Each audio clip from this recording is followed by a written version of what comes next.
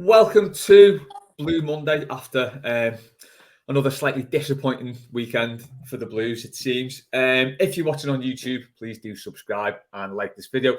If you're listening, please do leave a comment and subscribe or whatever you can do to help us out. Dave, you did post-match with Warren and Matt. You seem to have some different feelings about about the game to others. So we'll pick up on, it seems to be we're doing the same thing every week. We're talking about how we've let a lead slip, how we've let the game get away from us, and how ultimately the manager doesn't seem to be getting, or for me anyway, doesn't seem to be getting the substitutions right. Mm-hmm. So we'll pick up on one of those first with Lindstrom, who I thought had a good game. His finishing does leave a lot to be desired, but he was causing Leicester problems. He was getting in good positions, and I just felt he offers a lot more than Jack Harrison did. You didn't seem to think the same. Well, do you know what? I'm not trying to back. Well, I am trying to backtrack a bit here because I went and watched it again for the second time. Sadly, the thing that I think just took me out of what he played like was that chance he misses 5 minutes in, because that's a goal. That's a ridiculous. I don't know. Like, it's fine if you just hit the target, keeper saves it, then you're saying, yeah, that was still a bit crap. How on earth he didn't put that ball in, or like I say, at least hit the target, was I think that set the tone for me watching over the rest of the game, really. Because I don't know about you, but whenever you watch a play, you think, yeah, that was boss what he just did there. But if he'd scored that fucking goal. Well, do you know what? Funnily enough, on Tuesday night against Southampton, where I think he probably had a decent game there as well, I came out the ground thinking he's crapping because he missed those two one-on-ones, and that does sort of like give you the it gives you the frame of reference to think, well, he's clearly not good enough because he's missed two one-on-ones. 5 minutes in, he misses that sitter. But I just thought he did cause them problems, and he was a good outlet ball. He was creating chances, although I think just before he came off, he had that one where he squared it across to Calvert-Lewin, but the defender made a good interception. And I thought it was a bit mad to bring him off at that point. Just because he was causing Leicester issues. And I think for me, it was on an hour and it felt like Dyche couldn't wait to take him off for whatever reason. I've looked back through the subs because I'm getting to that frame of mind where I'm trying to work out what he's doing. And he does make a substitute on around 60, 65 minutes every game. Yeah. I just thought in this one, I know he's not played a lot of football in the last 12 months. So you could say from a fitness angle, maybe he's not up to it. But then flip side, you could say, well, he's probably desperate to play 90 minutes, especially having sort of missed 3 really good chances in the last 2 games. He would have been desperate to try and score or set one up. So it didn't look like he was tired. And I think for me, the thing with Dyche, he doesn't seem to appreciate that you're attacking players, having fast attacking players is a good outlet for the defence, and it takes pressure off the defence. So he seems to look at Jack Harrison thinking, yeah, he's going to come on and help the right back out now, without thinking, but there's not going to be an outlet ball because he's not really going to get past the halfway line. Yeah. Whereas Lindstrom was always playing on the halfway line, looking to attack. Jack Harrison plays the other side of it and just helps defend, which invites pressure on.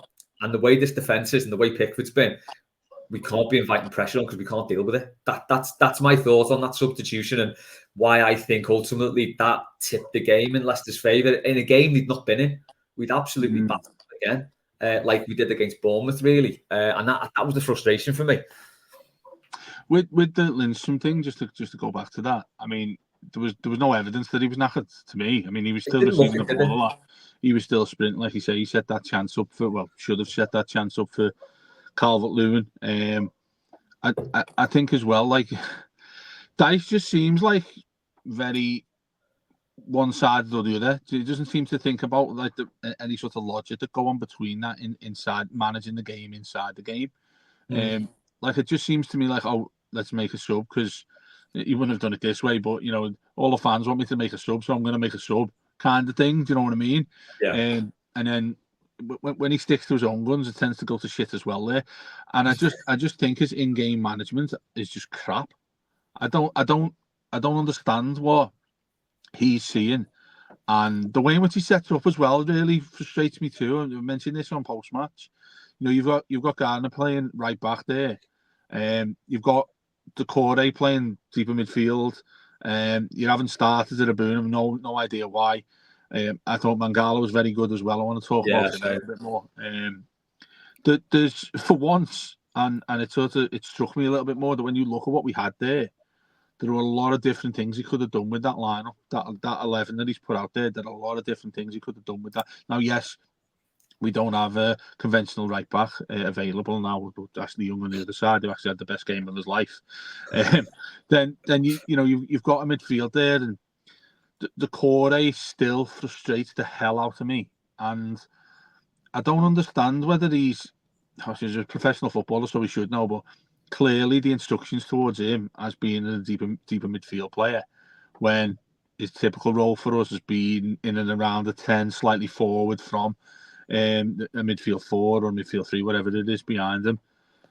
I just don't think I just don't think it was his role, and it baffled me a bit that Irabunum didn't start.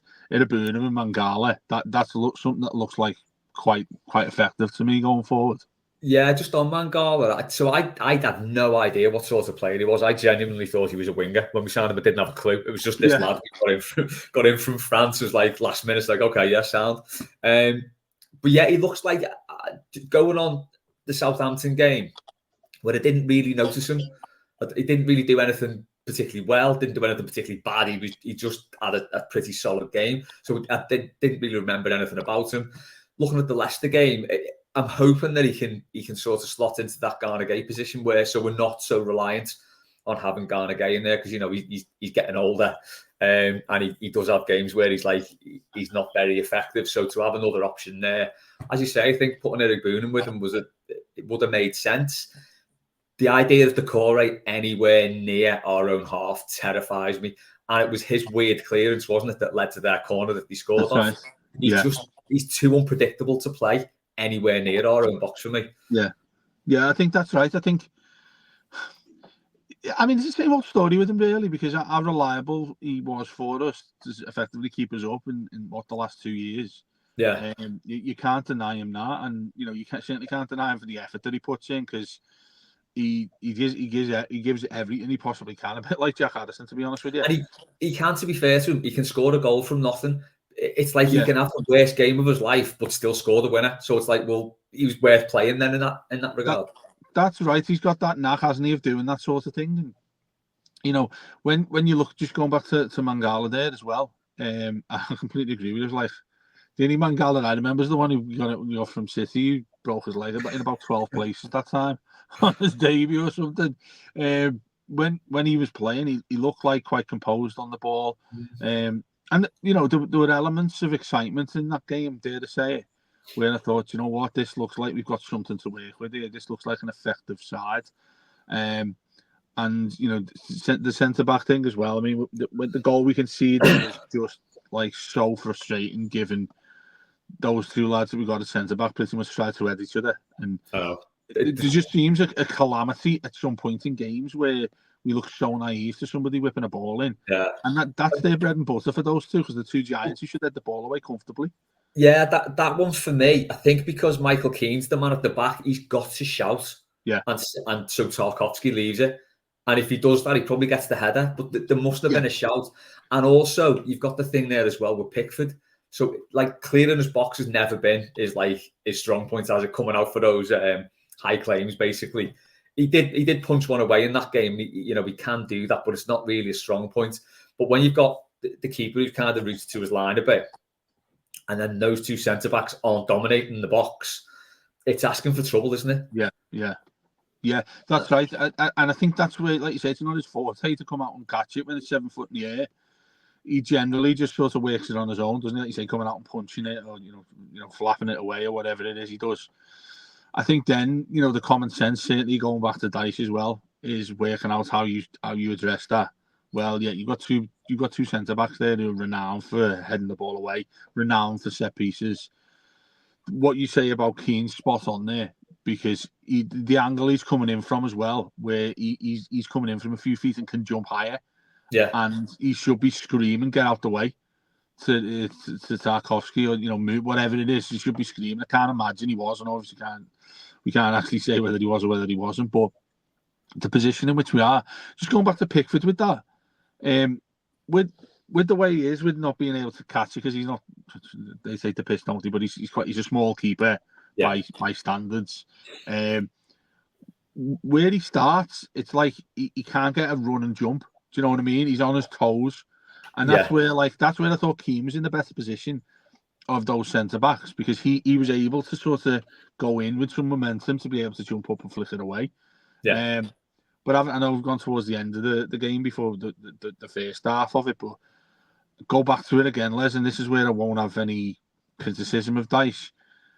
Really good performance. Really good performance here. And, you know, if we'd have come away having scored the equaliser in that game, I'd still would have been angry, because Everton should have won that still.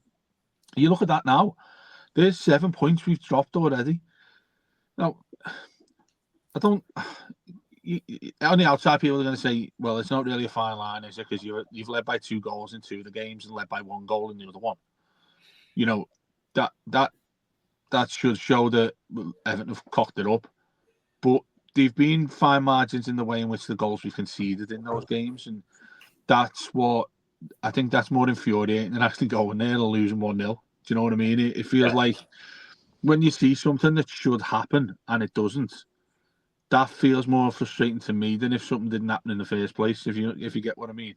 Yeah. If Everton went and nicked the draw last minute, I'm coming away from that thinking, at least we deserve. Everyone feels a little bit better because you've gone and done that. Looks like we've got a bit of spirit amongst us to be able to go and do that. The fact we've gone up again, the fact that we had a couple of chances to, well, not kill the game off, because we don't tend to win games with 2-goal leads, do we? But go get 2-0. They look shite.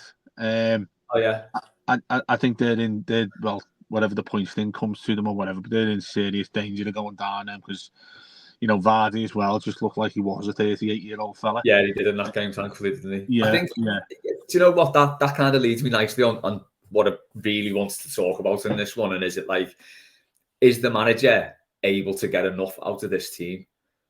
Because there's 2 things to that to me. We've got really good attacking options now, but his instinct is to play more defensive and not even sort of counter-attack, just really invite pressure on. That seems to be his instinct in the way he wants to play. So, you know, the fact that Luca Dean was given loads of space out wide against Villa, that was the system he was playing. He was playing narrow defender width of the area, and then we'll deal with those crosses, and we can't do that. It's too much pressure for the defence. I think the same again, when he brought Jack Harrison on, they retreated and retreated and retreated, inviting pressure on, and they're not good enough to deal with it. But the other thing with it as well is the fact that the fading in the last 20 minutes of games does suggest fitness problems. We had this with Roberto Martinez a lot when the team were woefully unfit towards the end of his time at Everton. And it does seem like there's 2 issues there, that he's playing more defensive towards the end of games, but players are knackered, so they're making bad decisions. They're not dealing with the pressure that's bringing on. It just feels to me like unless he changes his attitude, he's not going to get the best out of this team, and it's not going to end well for anyone. No, that's right. And I think, you know, the funny thing is that he bangs on about fitness all the time as well, doesn't he? Like, gets everybody in. They have to do like a marathon before they get on the pitch and all that. All that crap. And then lo and behold, it comes to the fact that everyone looks knackered after an hour. It's mad, isn't it?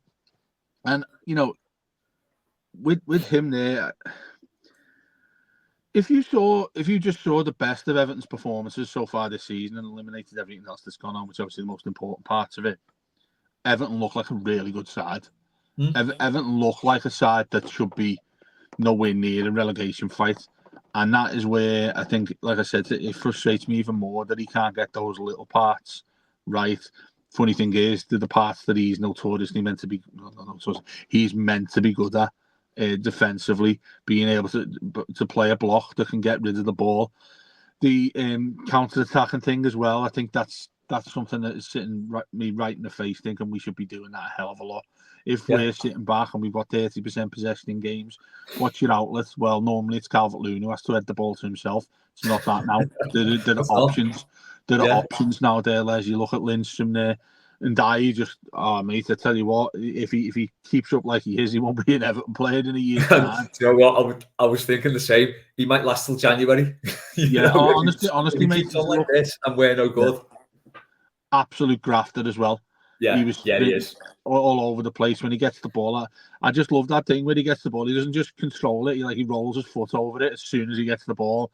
And it's like you don't know what he's going to do and all that. It's proper excitement. It's the way he looks as well, isn't it? The long sleeves, the sock rolled down. It's just like he looks like a proper winger there.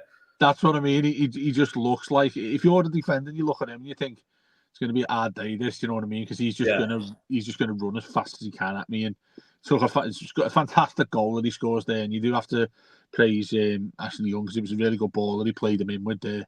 It was a great ball. As you said, he had a good game. Yeah, he did. It wasn't never a problem with Ashley Young at the weekend.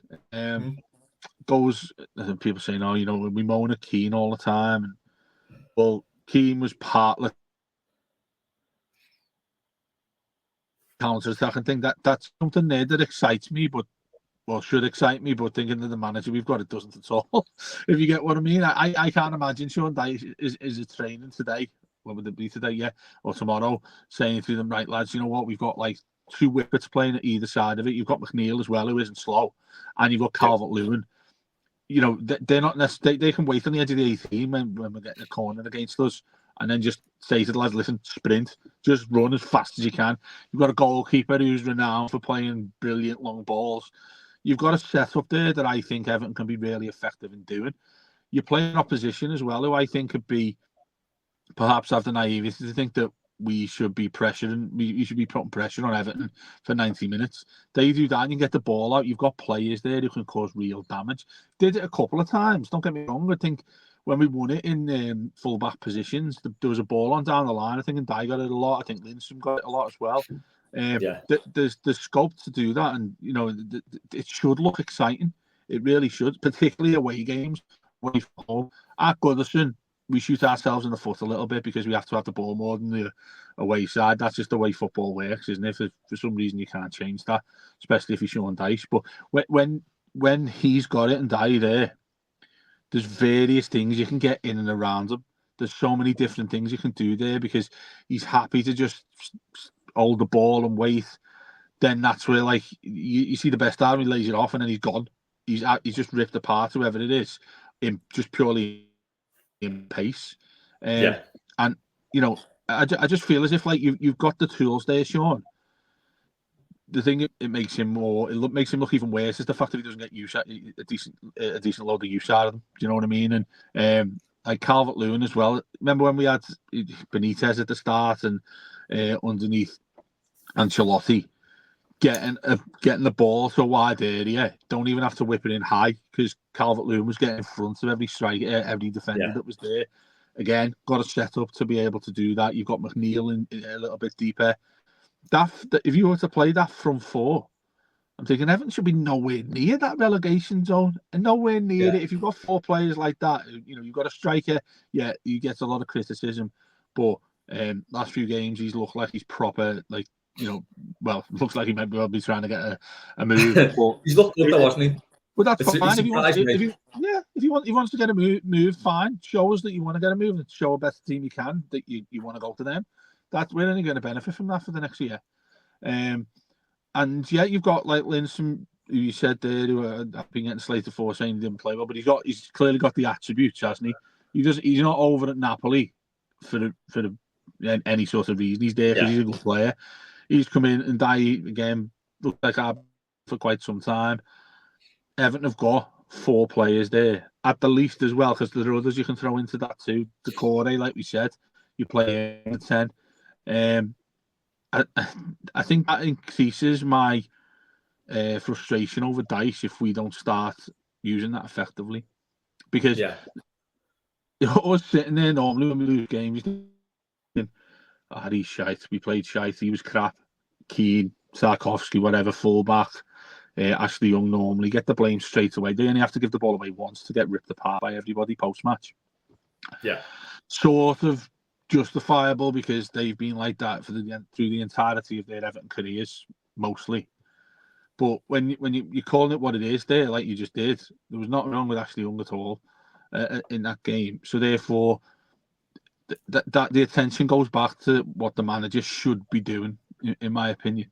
Because we're not looking at these lads thinking, you know what, he's crap. He shouldn't, like I did with Lynchman. These should be doing better. These should be doing this. These should be doing that. Sure, why aren't you using their attributes as much as you possibly can? And I just don't think it's in his comfort zone to go to an away game and play an attacking block of players that are in front of everyone behind them and use them on the counter. Because it feels to me when we win the ball or Pickford catches it or whatever, Pickford absolutely loves playing a long ball as well. He loves it. Oh, yeah. And it seems to me like you just put the two lads who are going to be useless in a corner coming in. And Dyche is about 3 foot tall. And you've got Lindstrom, who's not the giant himself.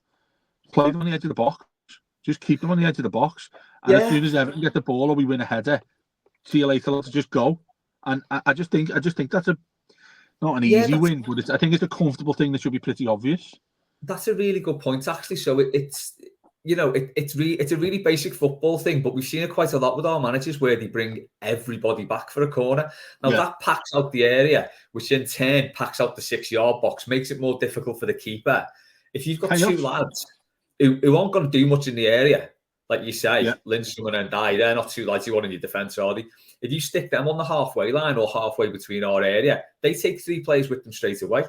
Correct. Yeah. And it creates more space in the box. And, you probably don't get the situation whereby Michael Keane jumps into the back of Tarkowski and he balls it up and they score. You can take the advantage of it, particularly right now, because people are looking at Everton thinking the shit. So, if you're a player against Everton right now, you think got Everton at home, you think, yeah, we're going to be, we'd have to be really poor to lose this game or not to win this game. So you can take advantage of that.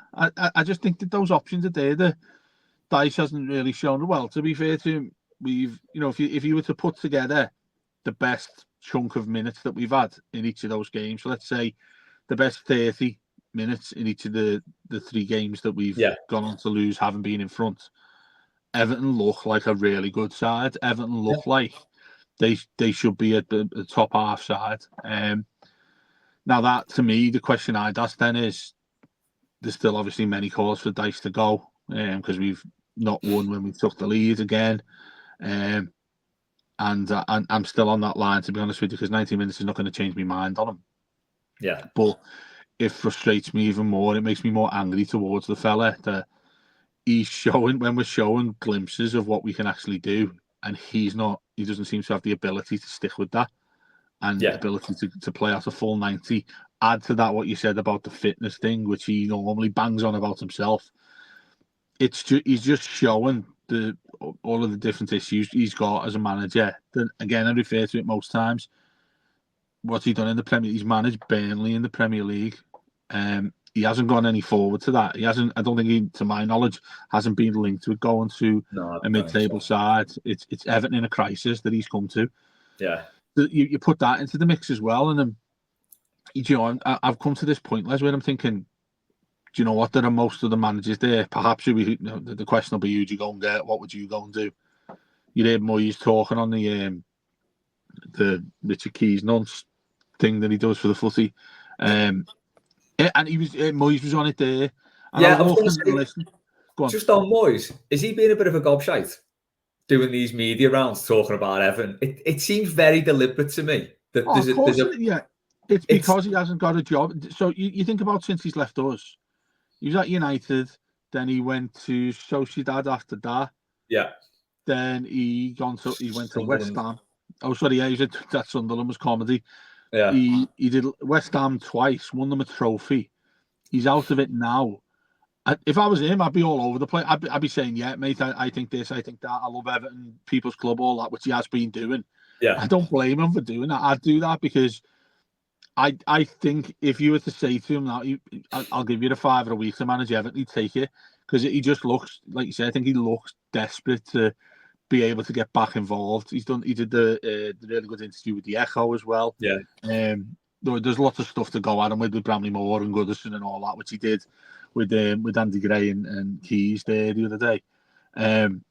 And so many will not have him at all, and I understand that. I get that. no, there's a lot of people who will not go back. Maybe they're still from years ago with Kendall round 3 kind of thing. Yeah. I get that when people don't want to manage it back and go back to where we were. But I can't help but think there aren't many managers who I look at who could do a worse job than Sean Dyche. And I don't think it'd be difficult to do a better job. It's probably the way I should have worded it. He's probably one of them because it's not difficult. Yeah. If you can like that, there's that saying, isn't it? You can only go with what you've got to work with. Sean Dyche has got a lot better to work with what we need. Well, that's the irony, isn't it? This is the best squad he's had since he's been in Everton. Now, you can't take away those first 18 months in charge. Kept us up twice. That was his remit. Did it well.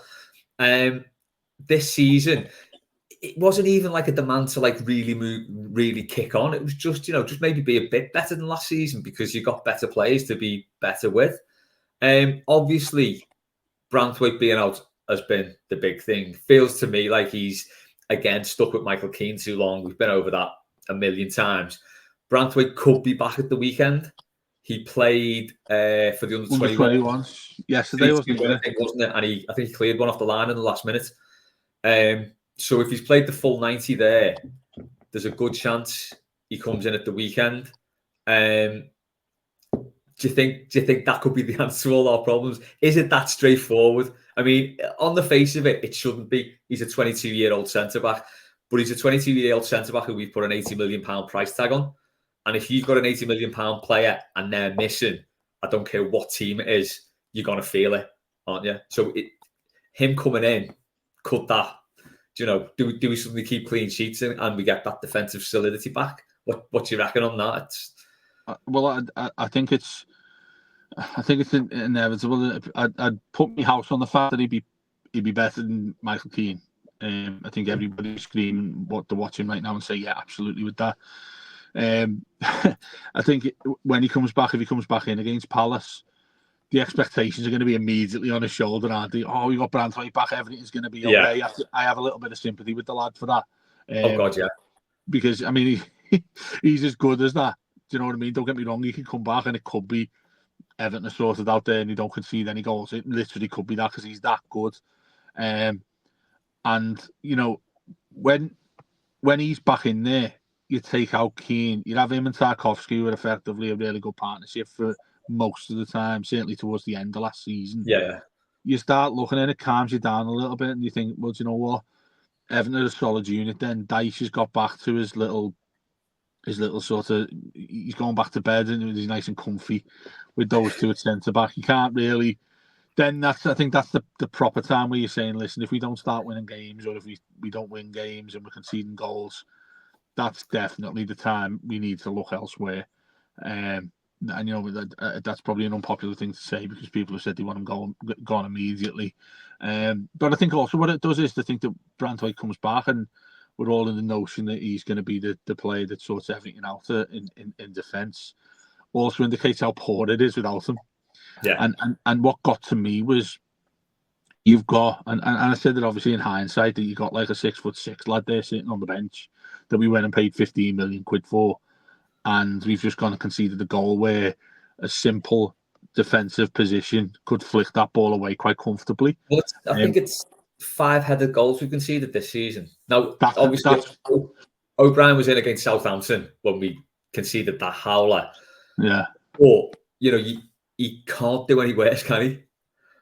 Well, you can't do anything good for trying. Do you know what I mean? The amount of people I've seen, I said, well, why don't you get him on? You've got apparently everyone's fucking injured after 60. Go and get him on then. It's like for like swap for Michael Keane or Tarkowski. I mean, I don't think he'd drop Tarkowski if he was found in bed with his wife. He's on Keane. Do you know what I mean? He just will not. He will not be changed in regards to those two. You've got a really simple option there. You've got, again, somebody he's brought in who looks like he's meant to be a tailor-made fit to play alongside Branthwaite at some point. Because you've got Tarkowski who's over 30, you've got Keane, I think he's over 30 as well. Yeah. You've got 2 centre-backs there. One who we think already are looking at him thinking that he's a world-class centre-back. And what's he doing at Everton? And the other one you've brought in who you hope's got that same sort of level of potential as he has.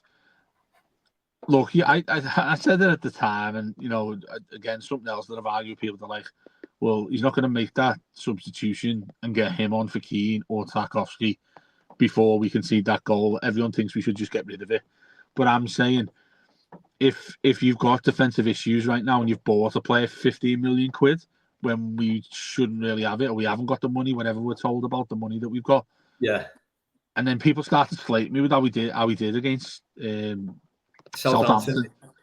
I'm like, the lads played. I think the lads started once, and that was that Southampton game. I think that was the only start. I think he's come off the bench once, and he's played 3 games for his country, and people are saying this lad's shite. And now, look, I've been once with the knee-jerk reaction, but I tell you what, mate, that takes some doing. That saying that about the defender that can go and do that. But I think it goes back to underline the theme of what we've spoken about this morning is options. Options are there, and that's something there that you do put Dyche in the dock for and say to him, look, mate, you've got more to your tools there. You've got more to be able to work with than Everton have in the previous 2 or 3 seasons, even more than what Lampard had. The list of managers that we've had, this is probably Everton's most effective side. You could debate all day whether it was the best one or not since Ancelotti, but Everton have, again, repeat it, Everton have got a side there that shouldn't be anywhere near trouble. We should be sitting here in March, all looking forward to picking our seats for Bramley Moore. We should be doing that. The fact that we're not, and the early indications suggest that we won't be. Yeah. You can't do anything but look for another manager. You can't do that, because if you've got a side like, let's say for instance, Arsenal were terrific in going down to 10 men and probably should have won that game, but for a couple of seconds against Manchester City. Arsenal's squad is superb. What Arteta and their transfer team have done is fantastic. The left back they got looks top class as well, who scored that peach. Yeah. All of those look great. If Mikel Arteta wasn't in contention to win the Premier League, they'd look at another manager. Manchester City certainly would. Yeah. I don't see how that's any different to what we should be doing with a better team, obviously at a lower level, a better team that we've got than what it's showing and what position it is in that Premier League table. You can't have a manager who sits there all season long with a side that should be doing better. Look, I accept that he started the team there and he's thinking, do you know what, I'm doing what everyone's saying here. These lads are going on and are performing. But that's not the case. That is not the case. We've got Irabuna, who didn't play. Well, he come on for the last few minutes. Irabuna, Mangala made a great start. Them lads are there now. It's putting more pressure onto Sean Dyche, and rightly so, I think. But it should be pressure that you want, shouldn't it? If you should relish it. You should relish it. Exactly. Yeah, if you've got a decent squad to pick from, that's exactly what you want as a manager, and you want different options. But the fact is, he did finish the game with his favourites on the pitch, didn't he? The Corey was on. Oh, and he's banging on about the flu and all that as well. They're just tiny little things that when he does his post match, I do like sort of smirk in a really sad way, thinking, he's edging towards that talk of it's really desperate that he's at a point where do you know what I mean? Yeah, this is the thing, isn't it now though? And I hate that we're in this position again, because we seem to have been in it every season for about the last 5 years, where every game is like, this could be his last game. This could be his last game. Yeah. It's just like, it's bad enough for us as fans. It must be horrible for the team. It must be horrible for the manager, thinking there's that much pressure on each game. But that's where we are again, isn't it? Because this Palace game now is massive. Even if we'd beaten Leicester like we should have done, this Palace game would have been massive. But it is now. It feels like, well, if we don't get 3 points from this is definitely where you start getting cut adrift then, because we're going into October, maybe on 1 point, maybe on 2. If we get a draw, that is when you start getting cut adrift. And, this is when we do, things do start, the pressure does start to build on the players. You'll get the inevitable, Goodison's toxic. I don't think it is. I just think it's frustration. And it's natural frustration when, as you said, we've got a team there that could be doing some damage and just hasn't been. And it feels like a lot of it is on the manager, the way he plays and the substitutions. And it's, you're going to get frustrated with that. It's natural, isn't it? I've got a bit of a notion this on the toxic Goodison thing. Now, rightly, first off, you would say, yeah, Everton fans shouldn't be booing their players. Everton fans shouldn't be not supporting when the game's on. When they do that, I don't think it should have the effect that many people think it does on the players. And the reason I say that is because if you're playing away from home, that's what you get. Do you know what I mean? What's as a player mentally, you go into a game of Goodison and think this is proper getting me up. Said cast a lot, all that. But I'm under a massive wave of pressure because we're in the shit. You go into that and you've got fans who are booing, for instance, because we get ripped apart and people take the piss at Everton fans booing. You've got that. First of all, you know it's going to happen. Do you know what I mean? If you don't, just prepare for the worst scenario. And then secondly, you've gone away from home, showed yourself how good this side can be in potential. Why is it an issue to be able to do that at Goodison? And I think there's such a mind fuck of playing at Goodison at times when we're not playing well. There really is. It's like that Bournemouth game. Everybody was delighted up until 80. Everybody was thinking, wow, Sean Dyche, yeah, it looks like he's got an Everton side that aren't going to have any sort of huge season, maybe get to 45, 50 points quite comfortably. As soon as it changes, which it does like that at Goodison, it does that at every ground. It happens like that when you're in a suffering situation. You look at any side that's been in a relegation fight. Leicester were the same on Saturday. Oh yeah, I mean, Leicester. The fans were on the players' back, something rotten there. The Conservative Party were all fuming there, weren't they? Do you know what I mean? But I don't understand why that's such an issue for players. Get behind them, yeah. Goodison should be a fortress. We've always said that Goodison's the place there that Everton should win games. You look at it was Everton in a nutshell there, what Everton have been and what Everton are, or what Everton should be, was that derby. When you're playing on a Wednesday night, everybody's up for it for some reason. It's the night time, it's under the lights, all that sort of cliche things. Why that is the only way in which they can get something out of these players is it's a proper, like, it frustrates me so much, Les. The scenarios they get to in games is affected by what's the conditions that's in and around them. And I think that's been like that with Everton for a long, long time. And that's why I think when you were going away from home for a while, certainly in the Dyche, we've had better performances away from home than we have at Goodison. And that's a massive concern, because if we aren't doing that away from home, we're certainly not doing it at Goodison. So the inevitability is that you're scrapping for relegation and get to, hope that 3 teams get under 34, 35 points for you, which, well, from what we've seen so far, we might be extremely lucky once again that 3 sides have came up that actually look shit. Yeah, well, that's it. If you look at I'm just trying to find out the Premier League table, I think. And by the way, hang on, we were 20th. How did we end up with Wolves below us? So it's either alphabetical order, or I think it might be fair play. I think Wolves have got more bookings. It's definitely fair play, isn't it? Yeah. Because anyway, I was looking at the table after still bottom of the league here, and then I looked at it a bit later, and we'd gone up a position. I was thinking, who's changed that? Because they both played at 3:00. Yeah. Everton was still bottom of the table, and I looked at it. A bit later in the day, people must have thought, let's just check who's putting them fouls there, the key 2 foot someone or something like that. Yeah, the thing is, if you look at the table, we're on 1 point going into the last game in September. West Ham are on 4 in 14th. Bournemouth are on 5 in 13th. And Bournemouth are terrible. Brentford 6 points in 12th. We're still not cut adrift by any stretch. No, but the thing is, Les, you're not going to be 5 games in, are you? If we'd have lost them all, still, it's when you get. I think you rightly said the point before. You get into October and you haven't won a game. That's when you press the button. It is now, isn't it? Because it's like, if Ipswich get another point and we don't, we'll be 3 points behind them. West Ham get a win there, suddenly on 7. This is when the gap starts to build up. And then look at the fixtures, Les. What fixtures have we got coming up as well? We've got Palace and then Newcastle at home, haven't we? I think they're the next two. Yeah. But this is kind of the situation. Always go back to it. We were in 94, 95, and we didn't win until the end of October that season. Then Joe World came in, and the rest is history. But it is.